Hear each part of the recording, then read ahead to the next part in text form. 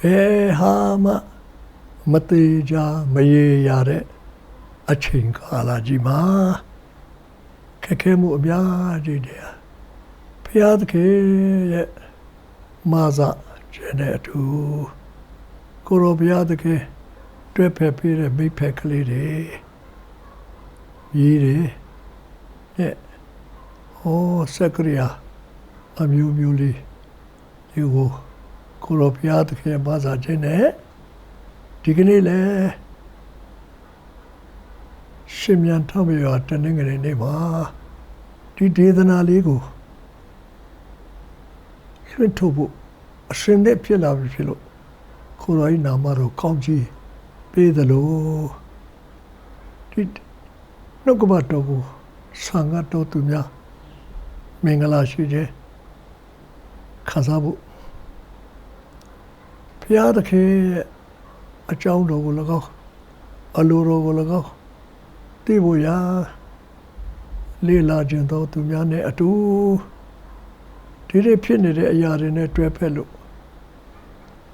Piadake a chance on a luro, bello sheepy, bello can you gin it? I'll be not to me a piamle, so that a jolly go, the new wing armor. Pipado Joe Samuel Yeshido to Logo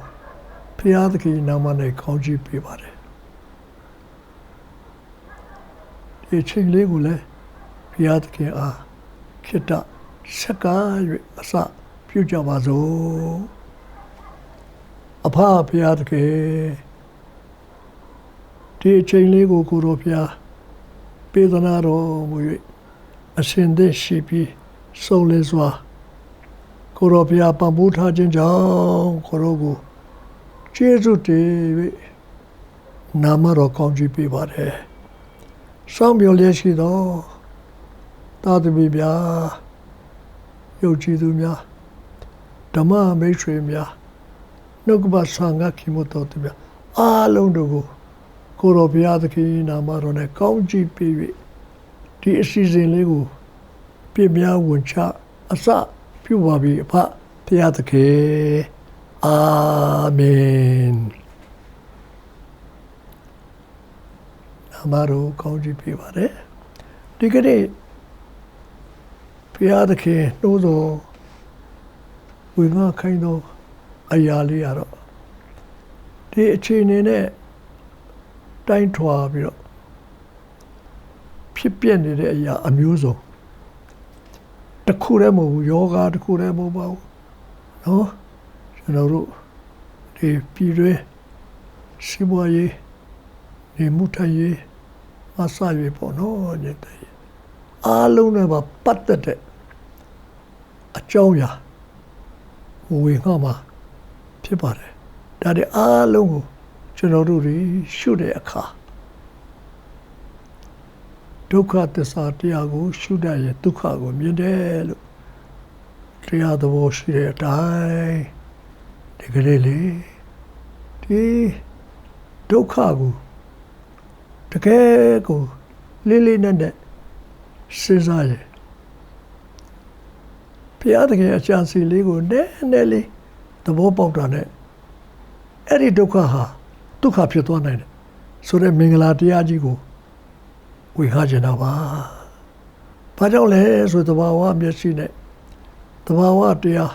သင်္ခါရကိုထောက်ကြည့်လိုက်မယ်ဆိုရင်ဘယ်နဲ့လဲဟိုတနေ့အကောင်းကြီးပဲတွေးလိုက်တယ်။သွားမစားတယ်တကယ်ချင်းကိုပြီးတဲ့အခါတကယ်ချင်းဆေးကိုပို့ပေးပြီးတော့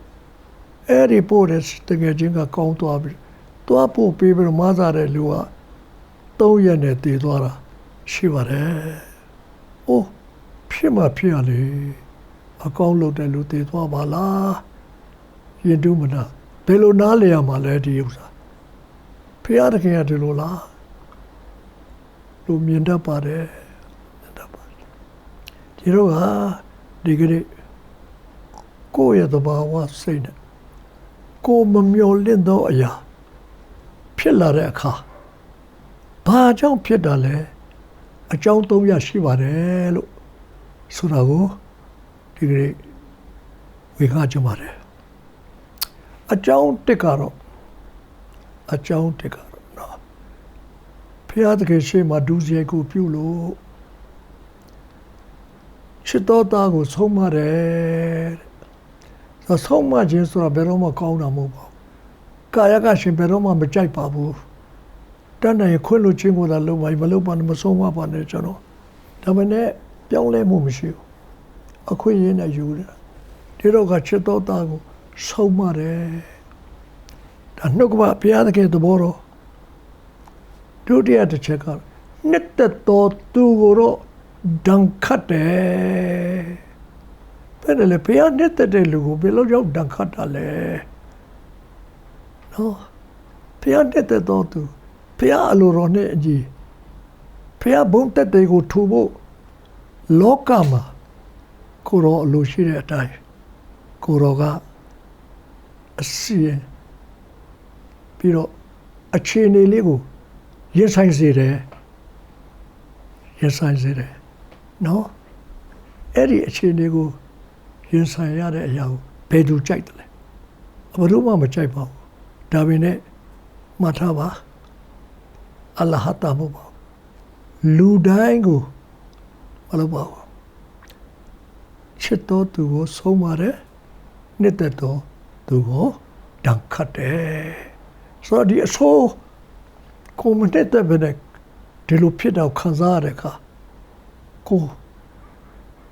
စိတ်ထဲမှာမခံကြည့်မခံတာဖြစ်တတ်တယ်ဒါပေမဲ့မခံကြည့်မခံတာမဖြစ်နဲ့အဲ့ဒါဒီအောင်ဝယ်ကောင်းတယ်နော်အောင်ကောင်းဒါမစီလျော်သောကောင်းကြီးလို့ခေါ်ပါတယ်ပြောပြတယ်ဘာဖြစ်လို့ဒီလားအဆုံးမှာကောင်းကျိုးဖြစ်တယ်အဆုံးမှာအစင်ကောင်းကျိုးဖြစ်တယ်ဒါကဖယားချစ်လို့ဖယားကချစ်လို့လူသားတယောက်ကိုချစ်လို့ပြုပြင်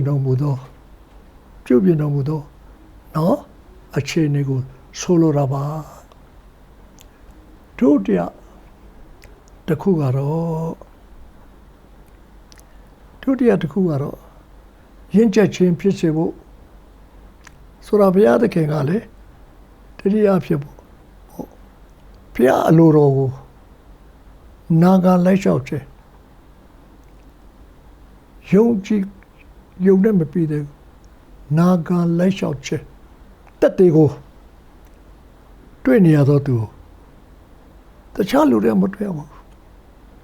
လူတွေအများကြီးမသိပါဘူးဒါပေမဲ့လူတွေသိတာမသိတာဘုရားသခင်ဂရုမစိုက်ဘူးဘုရားသခင်အဲ့လိုပုံကိုများကိုစာတမနာရှေ့မှာ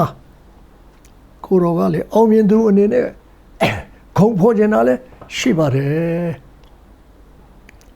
အဲ့ဒီကိစ္စလေးကိုဒုတိယအချက်အနေနဲ့ဝင်ခါကြပါတယ်နောက်ဆုံးတစ်ချက်ကစာတန်ကိုရောကစိန်ခေါ်ပြီးတော့ကဲမင်းကြည့်ကွာလူသားပုရုဇဉ်ငါ့ကိုဘယ်လောက်ယုံကြည်တယ်ငါ့ကိုဘယ်လောက်နာခံတယ်မင်းစမ်းကြည့်လိုက်လို့စိန်ခေါ်တဲ့အရာလဲရှိတယ်အဲ့ဒီမစီလျော်သောအဖြစ်တစ်နဲ့အတွေ့အကြုံကြီးကိုနားလေသဘောပေါက်တယ်ခံစားနေခြင်းပင်လေခွန်အားရှိသောသူအနေနဲ့ဖျားသခင်ကဂုဏ်ယူပြီးတော့စာရန်ရှိမှာဝင့်ကြွားပြီးတော့အောင်မြင်သူလို့ကြွေးကြော်ပြီးတော့တတ်မှတ်တဲ့အထီးလဲရှိပါတယ်ဒီကနေ့ဗမာပြည်မှာဖြစ်နေတဲ့အရာတွေတစ်ဖက်ကတရားနဲ့ကြည့်ရင်တော့အနိဋ္ဌာယုံနေတကယ်ကိုအကုသိုလ်ဝကျွေး ကန်ကျိုးကွင်းဆက်တန်တရားဖြစ်စိုက်တဲ့အတိုင်းရေးရတာပေါ့နော်ကိုလှုပ်ထားတဲ့အကျိုးအဲ့ဒါအမှန်တရားဘက်ကဒါပေမဲ့တမန်တရားဘက်ကတလို့မဟုတ်ဘူးအဲ့ဒီကြားထဲမှာထူးဆန်းတဲ့တာရကဘုရားကထူလျက်နေပါတယ်ဆိုတာလေးကိုအနည်းငယ်ဒီကနေ့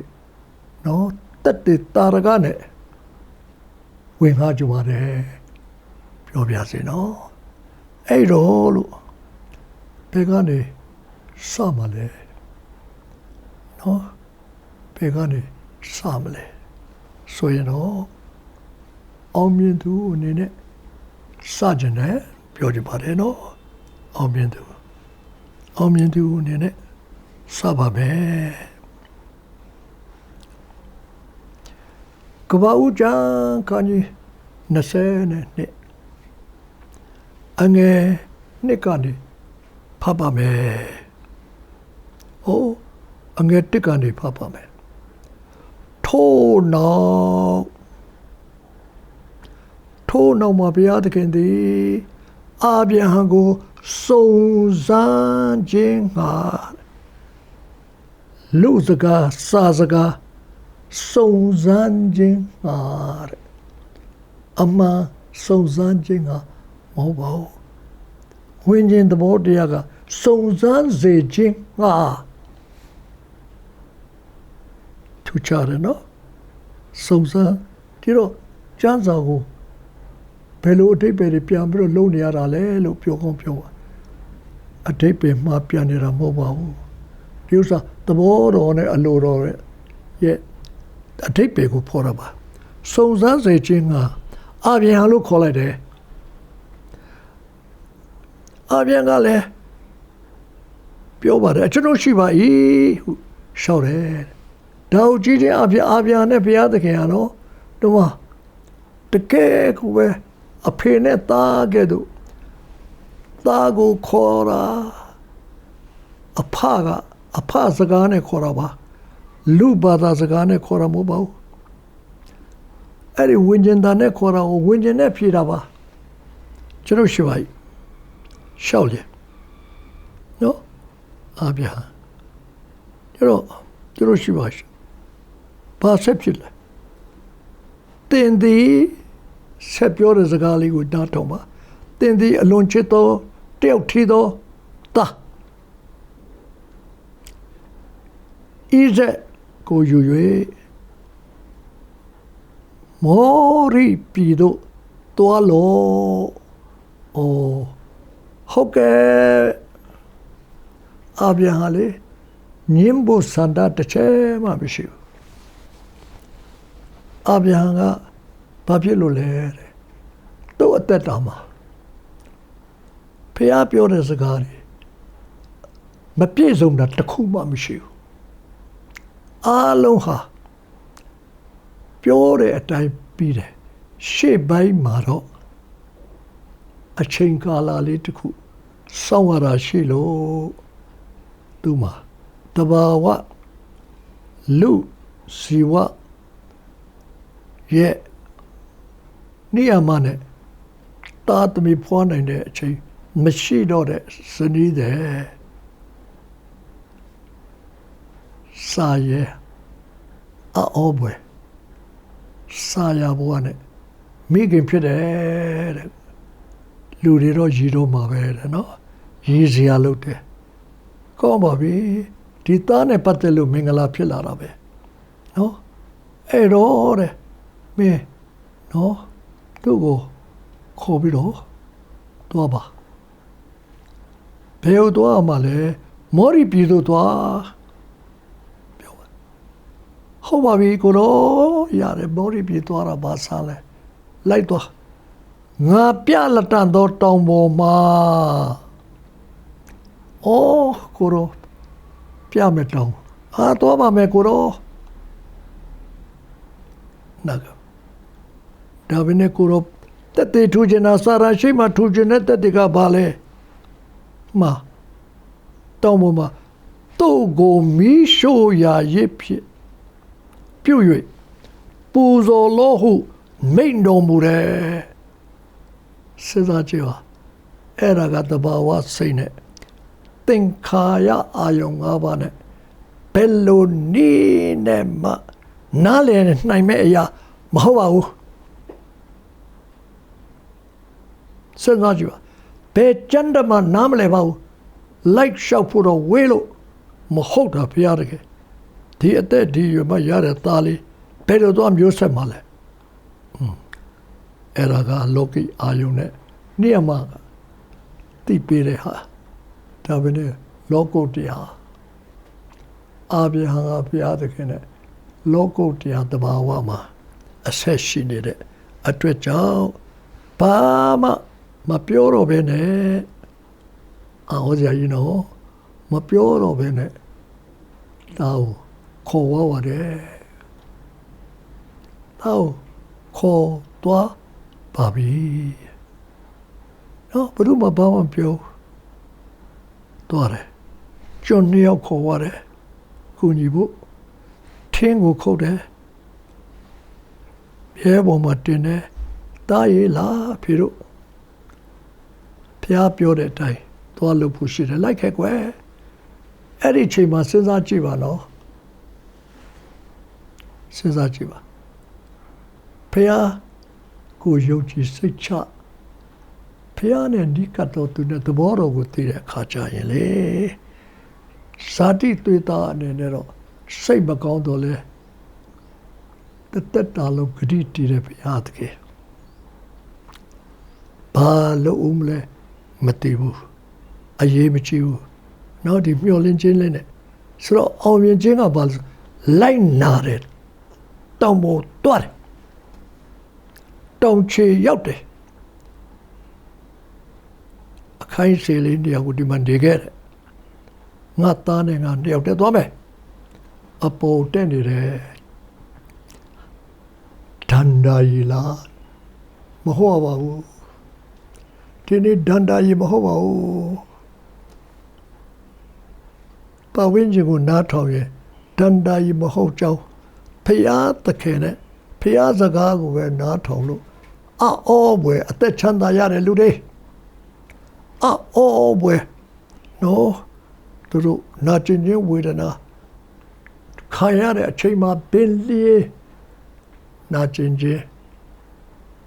နဲတယ်ခန္ဓာရည်ရှိတယ်ပြီးမဖြစ်နိုင်တဲ့ခြေကနေအသက်အန္တရာယ်နဲ့လွတ်လာတာတွေအခုအချိန်ကာလမှာ Facebook မှာကြည့်ပါတက်တဲ့ခံကြတွေဒုနဲ့တွေဓမ္မဆရာကြီးတွေမဟုတ်ပါဘူးတာမန်ယုံကြည်သူလေးတွေရဲ့တက်တွေကိုတဖွာဖွာဖျားတဲ့ဒုနေပါတယ်ဒီခေတ်မှာဒီကလေးတွေဒီလိုပုံကိုယ်တွေဖျားသခင်ဂုဏ်ယူစရာဖြစ်တဲ့သူတွေနော်စာရန်လက်ကိုစုံစမ်းစေခြင်းကအတော်သူတွေအပြစ်ကြောင့်သူတို့ခံရတာမဟုတ်ဘူးဖျားသခင်ကဂုဏ်ယူခြင်းလို့စာရန်လက်ကိုအတာနော်အဲ့တော့ဒီကြားထဲမှာတာမေးလိုက်သေးတယ်ဘာမေးသလဲအဖေတဲ့ကျွန်တော်မေးလဲပါတယ်ထင်းလဲပါတယ်ကျွန်တော်နဲ့အဖေတဲ့ပဲရှစ်ကောင်ပဲမလဲဘယ်လောက်ခံစားမလဲနော်သွေးသားဘက်ကခံစားမယ်ဒါပေမဲ့ကာယမှုကဇာတိကြောင့်အားနေတော့လဲဝိညာဉ်နဲ့ခွာရှိစရာဆူတောင်းပါဒီနေ့ဆူတောင်းခြင်းနဲ့အောင်ပြင်လာတဲ့လူတွေကဒုနဲ့ဒေဟုတ်မဟုတ် Facebook တွေကိုကြည့်ပါတက်တဲ့ခံချက်ကလေးတွေကြည့်ပါနားထောင်ပါပြောကြပါလေအဲ့တော့အာဗျာတောင်ပေါ်တက်သွားတယ်သားကိုပဲချီနှောင်တုပ်ပြီးတော့အဆုံးတိုင်အောင်သားကိုပူဇော်ဖို့ဓာတ်နဲ့ထိုးတဲ့အချိန်ထိဘာဖြစ်လို့လဲစာရမြင်ဖို့လိုတယ်ငါရှောအာဗျာဟံကမင်းတွေ့ပြီလားအဲ့ဒါကိုစုံစမ်းဖို့ရစာရလက်ကိုအပ်တယ်ဘာကြောင့်လဲသိလားအောင်မြင်သူဆိုတဲ့အတိအမှတ်နဲ့ကြွေးကြော်ဖို့ရလို့တာကြွေးကြော်ဖို့ရလို့တာ အဲ့ဒါကြောင့်လို့နော်တမန်တော်ကြီးရှင်ပေါ်လို့ကနှစ်ပေါင်းများစွာထောင်ချီပြီးတော့ကြော်လာတဲ့အချိန်ဓမ္မသစ်ကာလရောက်တော့ဝိညာဉ်တော်အဖြစ်ဒီဘုရားသခင်ရဲ့သဘောတော်တာမန်လူမဖြစ်ဘူးနော်အထူးအောင်မြင်နိုင်သောအလားအလာရှိတဲ့လူအထူးအောင်မြင်နိုင်သောအလားအလာရှိတဲ့လူကိုမှနော်အားကစားတယ်ဆိုရင်သူ့ကို training လုပ်တယ်သူ့ကိုချီးမြှောက်တယ်သူ့ကိုတတ်နိုင်တယ်လို့အားပေးတယ်အစာကျွေးတယ်ပေးဖြစ်အောင်မြင်လာတယ်အောင်မြင်နိုင်သောအလားအလာဘုရားတကယ်အောင်မြင်နိုင်သောအလားအလာမဟုတ်အောင်မြင်တယ်ဆိုတော့တိတော့သူကိုစာရန်ကိုစိန်ခေါ်တာဆက်စာရန်စိန်ခေါ်တာအဲ့ဒီအရာအော်ကြခေါင်းတယ်အဲ့ဒီအကြောင်းကိုတော့ကောရိန္သုဩဝါဒစာနော်ကောရိန္သုဩဝါဒစာဟုတ်ကဲ့ပရမစာဆောင်အခန်းကြီး30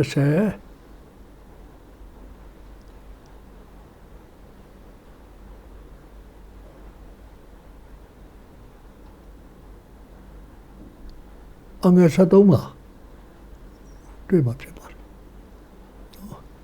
ခန်းကြီး30နော်ဝိညာဉ်ထဲမှာပြန်ပြတာဘုရားသခင်သူဒီတခါတော့အသင်းတော်ကိုယုံကြည်သူများအစာမျိုးမျိုးရှိတယ်ယုံကြည်သူဆိုတာပထမဘုရားသားသမီးဒုတိယဘုရားရဲ့တက်တွေများသားသမီးကိုမှထူတဲ့တက်တွေတတိယဘုရားသခင်နောက်ကိုတသွေးမသိမ့်လိုက်တော့တပြည့်တော်များအဲ့ဒါပြီးတော့မှဘုရားသခင်ရဲ့အစေကများဖြစ်တယ်အဲ့ဒီအစဉ်စဉ်ကိုတွားဖို့အရေးကိုတမန်တော်ကြီးကဒီနေ့ခွန်အားပေးပါတယ်ဖတ်ပါမယ်အဖို့ဖတ်ပါမယ်နော်73ဘယ်လိုများလဲတမန်တော်ဒီစကားပြောပါတယ်နော်လူ၌ဖြစ်တတ်သောလူ၌ဖြစ်တတ်သောနော်စုံစမ်းနှောက်ယှက်ခြင်းကိုသာသင်တို့သည်ခံရကြ၏လူမှာဖြစ်တတ်တဲ့အရာတွေပို့လို့ဘယ်သူကိုမှရင်မဆိုင်ခိုင်းပါဘူးဘုရားတကယ်မှတ်ထားလိုက်ပါ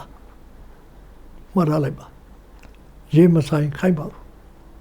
လူ၌ဖြစ်တတ်သောစုံစမ်းနှောက်ယှက်ခြင်းကိုတော့သင်တို့သည်ခံရကြ၏ဟာလေလုယာဖျားသခင်သည်တစ္ဆာနှင့်ပြည့်စုံတော်မူသည်ဖြစ်၍တစ္ဆာတာရက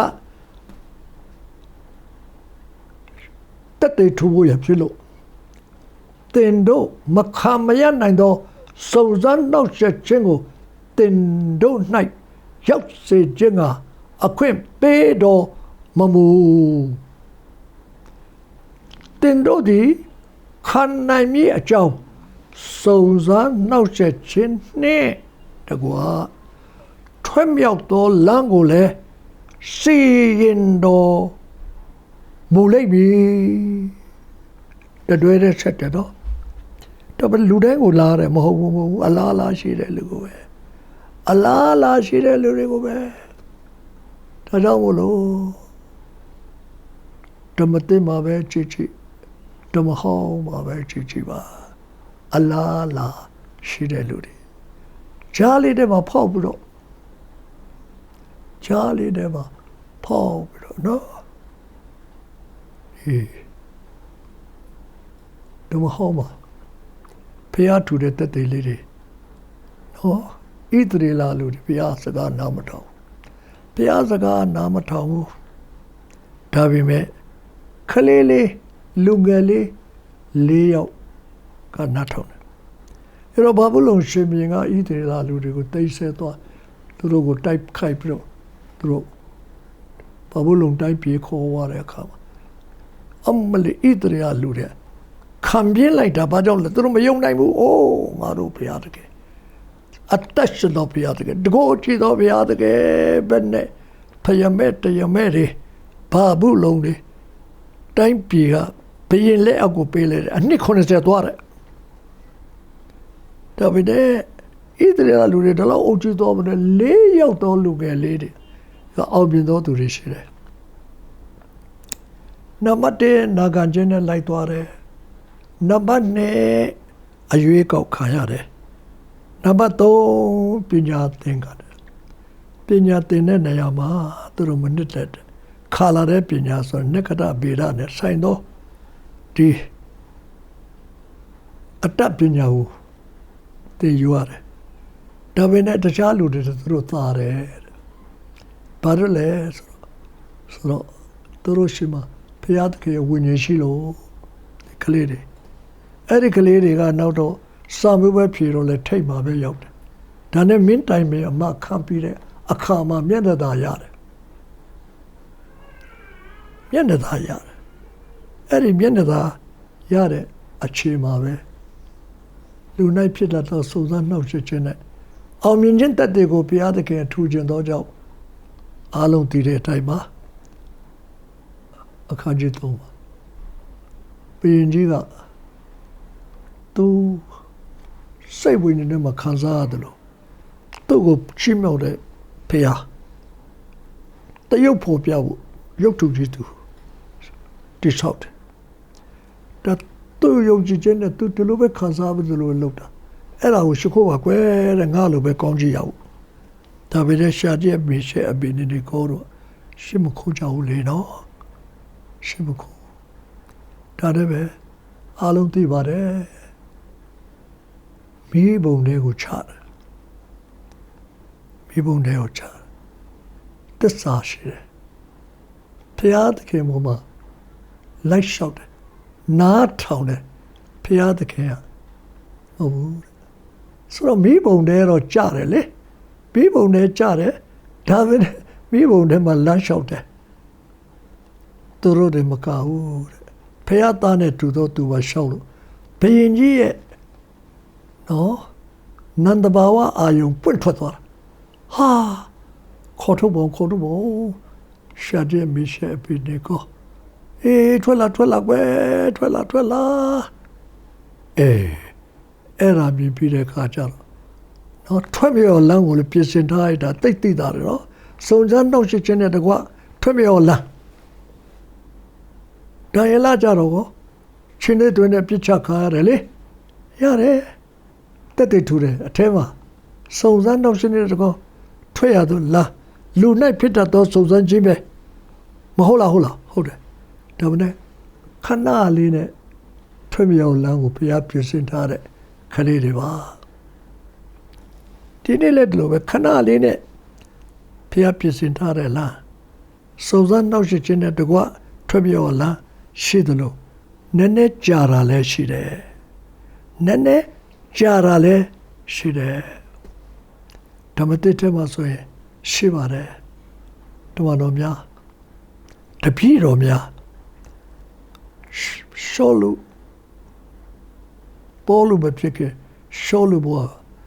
အတင်းတော်တွေမှာဘလောက်ညှင်းဆဲတယ်ဘလောက်ဖန်ဆီးတယ်ဘလောက်ချုပ်နှောင်တယ်ဒါပဲနဲ့မကြပါဘူးထွက်ပြီးတော့လမ်းကအစင်လုပ်ပြီးတော့ဖះကတက်တက်ထူခြင်းခါတော့အောင်မြင်သူတွေဖြစ်ပါတယ်အဲ့ဒီတော့ကခရစ်တော်ကဒီအကြောင်းကိုဓမ္မဟောင်းက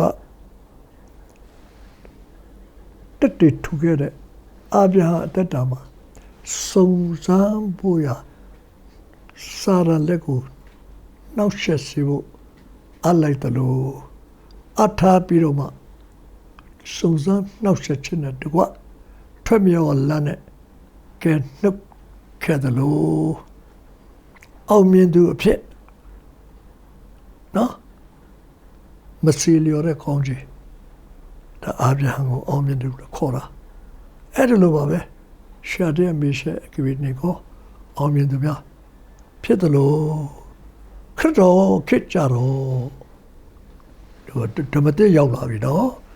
အဲ့တော့အခုနှစ်ခုပြောတယ်ဓမ္မဟောင်းကာလကအာဗြဟံအကြောင်းနဲ့ဘုရားကဒီ ဖျားသခင်ရဲ့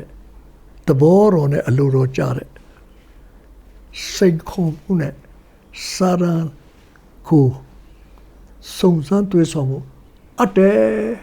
လူတိုင်းကိုမအပ်ပါဘူးလူတိုင်းကိုမအပ်ပါဘူးမကြောက်ကြပါနဲ့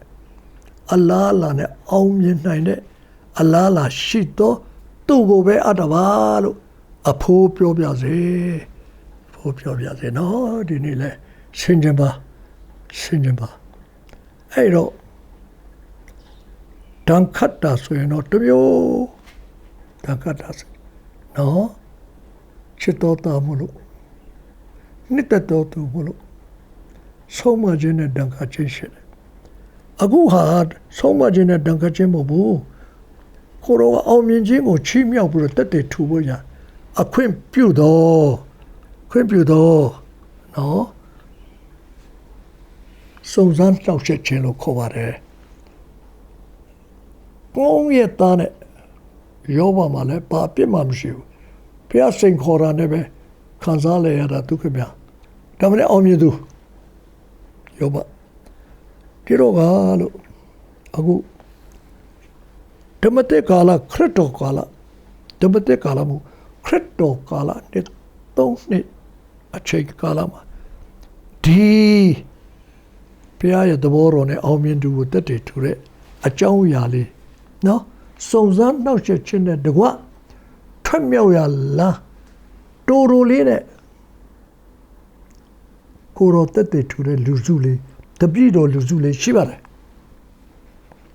အဲ့ဒီအကြောင်းလေးကတော့ဘယ်မှာရှိသလဲဆိုရတော့မာကုရှိမာကုခေါ်ပဲနော်ရှိမာကုခေါ်ပဲခါကြီးလေးအငယ်35မှာဒီလိုတွေ့ရပါတယ်ထိုနေ့ညအချိန်၌ကိုရောကကမ်းတစ်ဖက်သို့ကူးကြကုန်အောင်ဟုမင်းတော်မူလျက်ခရစ်တော်ကိုယ်တိုင်နော်ဒါကတော့ခရစ်တော်ကိုယ်တိုင်ထိုနေ့ညအချိန်၌ကိုရောကကမ်းတစ်ဖက်သို့ကူးကြကုန်အောင်ဟုမိန့်တော်မူလျက်တပည့်တော်တို့သည်လူစုဝေးရာမှထွက်၍လေပေါ်၌ရှိနှင့်သောကိုရောပါလျက်သွားကြ၏အခြားလေတို့သည်လည်းပါသည်ထိုအခါပြင်းစွာသောမုန်တိုင်းသည်ပြင်းစွာသောမိုးသက်မုန်တိုင်းဖြစ်၍လိုင်းတဘူခတ်သောကြောင့်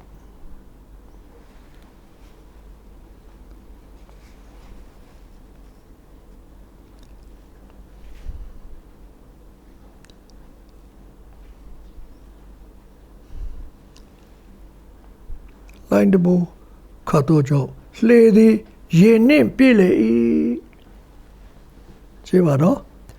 ကိုရောသည်ပဲ့၌ခေါင်းအုံးပေါ်မှာချင်းဆက်၍နေတော်မူ၏တပည့်တော်တို့သည်ကိုရောကိုနှိုးပြီးမှအရှင်ဘုရားအကျွန်ုပ်တို့သည်ပျက်စီးခြင်းသို့ရောက်သည်ကိုလစ်လူသလောသောစိတ်ရှိပါသလောဟုလျှောက်တယ်လန့်လာတဲ့အခါအပြစ်တင်စကားလေးနဲ့ကျွန်တော်တို့တေမကိုဂရုမစိုက်ဘူးလားလို့ပြောတာဖြစ်ပါတယ်ပြောပါတယ်ရှော့ကြကိုရောဒီထား၍တိတ်ဆိတ်ငြိမ်ဝတ်စွာနေဟုဘယ်လိုကိုပြောတာလဲလူကိုပြောတာမဟုတ်ဘူးနော်လူကိုပြောတာမဟုတ်ဘူးအာနာဇက်နဲ့လေနှင့်ပင်လယ်ကိုဆုံးမတော့မူသည်ဖြင့်လေသည်ငြိမ်၍အလွန်သားရလေ၏ဟာလေလုယာအတိုလေးနော်စုံစမ်းနှောက်ယှက်ခြင်းအတွေ့အကြုံလေးနဲ့မုန်တိုင်းဒီဂါလိလဲအိုင်လို့ခေါ်တယ်ပမာက English Luaro Pinlepo Sea of Galilee Eri Galilee Pinle so Toro Chile Ijibo no Hobe de become a meow Hello Chile Iju Pianija were there the calm at the low Damu tribu a chain lemon is say Dora Chima no Koroga Sonsan no shit chico Pandi like Panel Lemon Dine Don't Lemon Dine Pandi Piro to the Gazinga and the Duke of Piro Pia Jadra Le Pietro Lama Piepao Pama Piepao Later with G. William Beshua Pama to Romulaba Korogaro Lene Pinego Somare No? How was the Mogomala? No? Pinego Somat Lady Nye Alon Diale Checheno Eri Chimaro Sonsan no Chechena Dua Toyala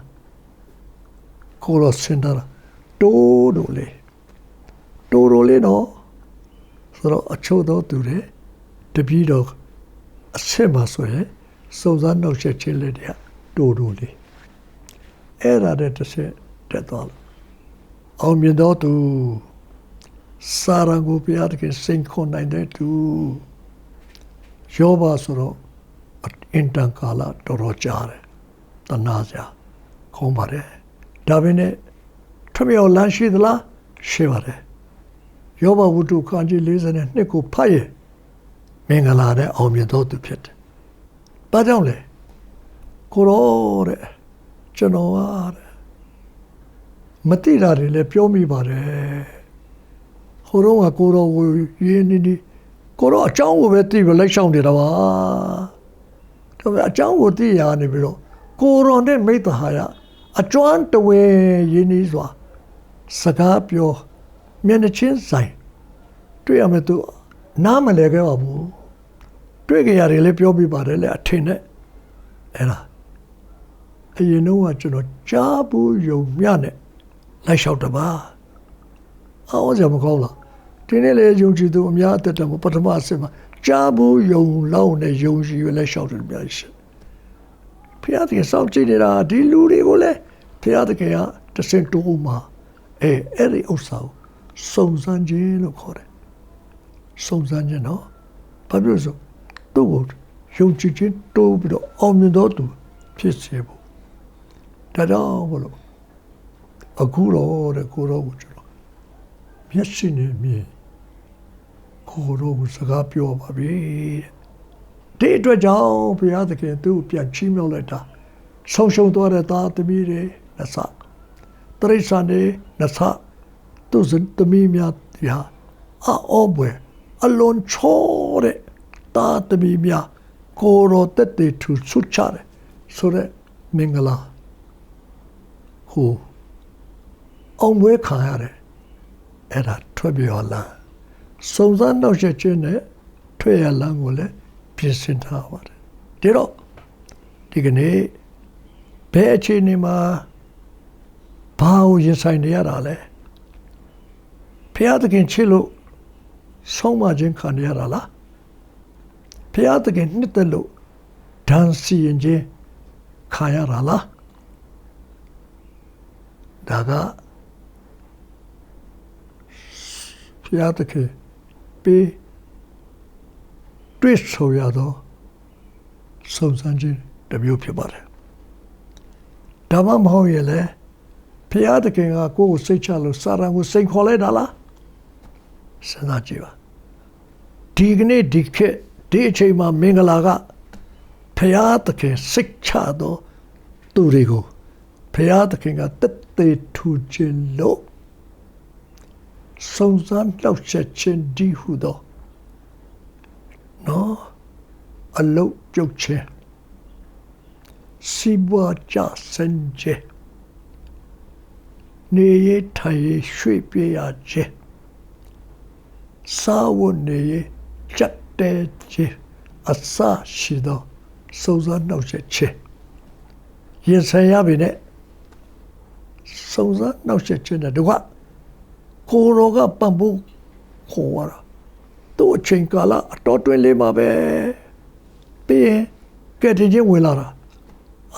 မထင်မှမှတ်တဲ့ရှိကအလူငွေတွေရောက်လာတာရှိတယ်ဆာရောက်လာတာရှိတယ်ကြည့်ပါပိတ်မထားကြပါနဲ့မျက်စိကိုမိတ်မနေပါနဲ့မျက်စိ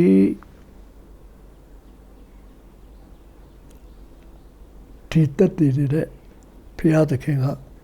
တဆင့်ပြီးတစ်ဆက်ချီးမြှောက်သွားခြင်းပါတယ်ဆိုတဲ့မင်္ဂလာတရားကိုအဖို့ဒီနေ့ဖျားသခင်နှိုးဆော်လို့ဝင်ရတာဖြစ်ပါတယ်ဆိုတော့ကလို့ရှိပါလေစေလူ၌ဖြစ်တဲ့သောစုံစမ်းတော့ချက်ချင်းကိုသာတွေ့ဆုံရတဲ့အချိန်ကာလမှာအောင်မြင်သောသူအနေနဲ့ဖျားသခင်ခုံယူချီးမြှောက်ခြင်းတက်တည်ထူခြင်းနဲ့ဆန္ဒပြည့်စုံစေသောတာသမီးများဖြစ်ပါစေလို့ဆုတောင်းပြတာပို့၍ဒီဒေသနာတရားနဲ့နှုတ်ကပစကားကိုဝင်ငှပါတယ်အားလုံးပေါ်ဖျားသခင်ကောင်းချီးပေးပါစေဟာလေလုယာဆုတောင်းဆက်ကကြပါစို့အဖဘုရားသခင်ကိုရောရဲ့ပဋိညာဉ်မျိုးမျိုးရှိပါတယ်ကိုရောရဲ့ပဋိညာဉ်ထဲမှာမေတ္တာပဋိညာဉ်အပြစ်များဝင်ချတောင်းပါရင်ပြစ်လို့ခြင်းကိုမတတ်နိုင်တဲ့အရာ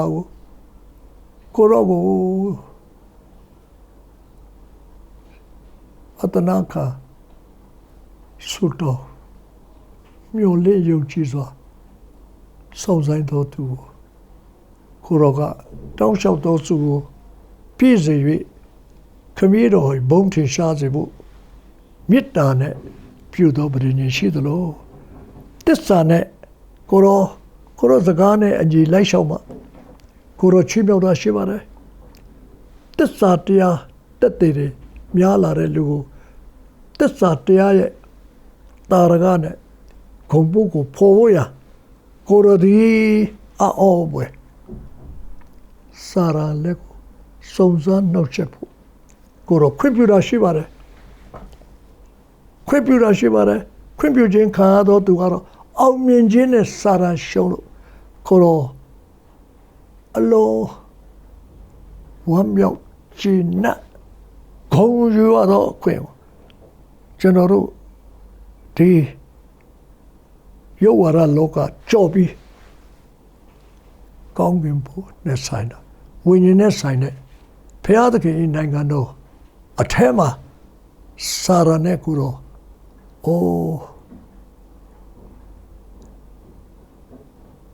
လူသားကြားထားပြီးကိုရောဘုရားသခင်တက်တည်ထူခြင်းကြောင့်ဒီနေ့ထူးဆန်းသောအမှုရာနဲ့ကျွန်တော်တို့ကိုရောဘုရားသခင်ချီးမြှောက်ပါတယ်သို့တော်လည်းချီးမြှောက်ခြင်းသည်စာရန်လက်ကိုအပ်ပြီးပါစာရန်သွေးဆောင်နောက်ဆက်ဒုက္ခပေးခြင်းကိုခံရနိုင်ဖို့ရနဲ့အတူသစ္စာရှိသောဘုရားသခင်ထွက်မြော်လမ်းကိုလည်းပြင်ဆင်ထားပြီးဖြစ်သောကြောင့်အရှုံးနဲ့ညီကုန်းမချုပ်ပဲအောင်မြင်ခြင်းအနိုင်နဲ့ညီကုန်းချုပ်ပါစာရန်ရှိမှကိုရောဒီလူသားနဲ့ဝမ်းမြောက်ပြီးခေါင်းရိုးရသောခွင့်ကိုပြင်ဆင်ထားတဲ့ခက်ကာလကြီးမှာကိုရောသားသမီးတို့သည်အမျိုးမျိုးသောကိုရောဖျားတွေ့ဆုံစေသောအရာဘုံတက်တည်နဲ့ကိုရောတက်တည်ထူပြီးချီးမြှောက်ခြင်းတစ်ဆင့်ပြီးတစ်ဆင့်ချီးမြှောက်သွားမယ့်အရာတွေကိုကျွန်တော်တို့ဒီချိန်မှာပေးနေတာကိုမြင်တတ်သောမျက်စိခံယူတတ်သောနှလုံးသားလိုက်ရှောင်နိုင်သောသစ္စာစိတ်ထားနဲ့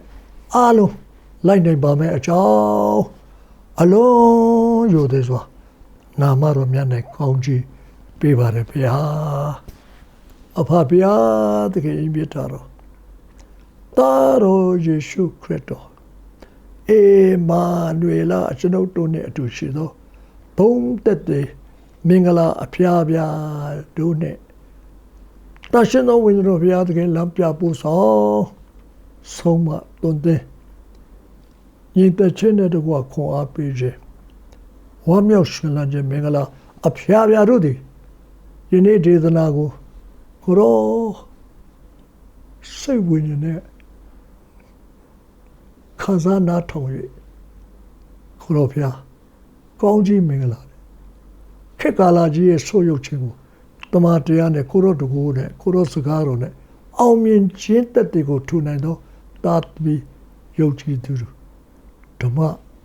မိတ်ဆွေများဖြစ်ရပါမည်ကြောင်းအလုံးယိုသေးစွာကောင်းကြီး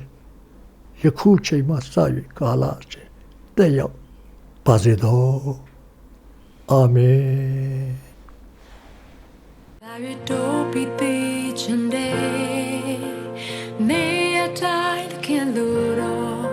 David Dobby Chatande